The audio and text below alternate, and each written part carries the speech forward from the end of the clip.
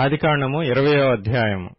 అక్కడ నుండి అబ్రాహాము దక్షిణ దేశమునకు తరలిపోయి కాదేషుకును షూరుకును మధ్య ప్రదేశములో నివసించి గెరారులో కొన్నాళ్లు ఉండెను. అప్పుడు అబ్రాహాము తన భార్య అయిన శారాను గూర్చి ఈమె నా చెల్లెలని చెప్పెను.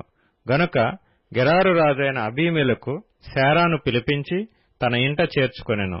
అయినను రాత్రివేళ దేవుడు స్వప్నమందు అబీమెలెకు నొద్దకు వచ్చి, నీవు నీ ఇంట చేర్చుకొనిన స్త్రీ ఒక పురుషునికి భార్య కనుక ఆమె నిమిత్తము నీవు చచ్చినవాడవు సుమా అని చెప్పెను. అయితే అబీమెలెకు ఆమెతో పోలేదు గనుక అతడు, ప్రభువా, ఇట్టి నీతిగల జనమును హతము చేయుదువా? ఈమె నా చెల్లెలని అతడు నాతో చెప్పలేదా?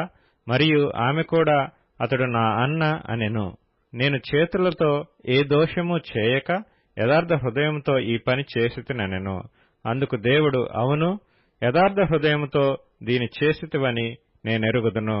మరియు నీవు నాకు విరోధముగా పాపము చేయకుండా నేను నిన్ను అడ్డగించితిని.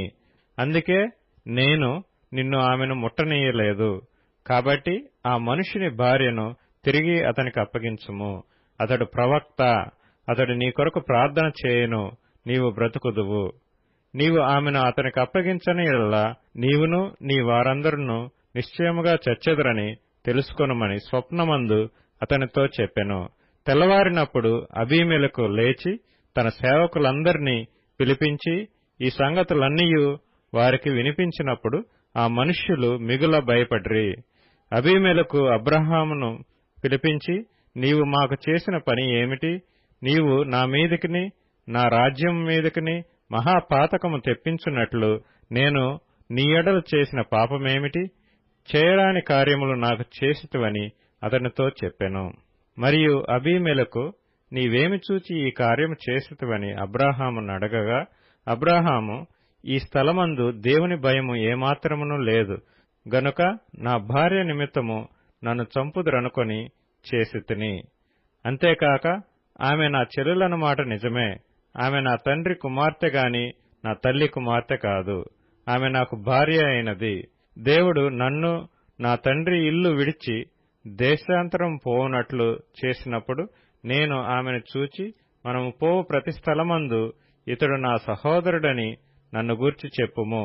నీవు నాకు చేయవలసిన ఉపకారమిదే అని చెప్పితినెను. అబీమెలెకు గొర్రెలను గొడ్లను దాసదాసీజనులను రప్పించి అబ్రాహాముకిచ్చి అతని భార్య అయిన శారాను అతనికి తిరిగి అప్పగించెను. అప్పుడు అబీమెలెకు, ఇదిగో నా దేశము నీ ఎదుటనున్నది, నీకిష్టమైన స్థలమందు కాపురముండుమనెను. మరియు అతడు శారాతో, ఇదిగో నీ అన్నకు నేను 1000 రూపాయలిచ్చియున్నాను. ఇది నీ యొద్దనున్న వారందరి దృష్టికి ప్రాయశ్చిత్తముగా నుండుటకై ఇది నీ పక్షముగా ఇచ్చియున్నాను. ఈ విషయమంతటిలో నీకు న్యాయము తీరిపోయినదనెను. అబ్రాహాము దేవుని ప్రార్థించగా దేవుడు అబీమెలెకును అతని భార్యను అతని దాసీలను బాగుచేసెను. వారు పిల్లలు కనిరి. ఏలయనగా అబ్రాహాము భార్య అయిన శారాను బట్టి దేవుడు అబీమెలెకు ఇంటిలో ప్రతి గర్భమును మూసియుండెను.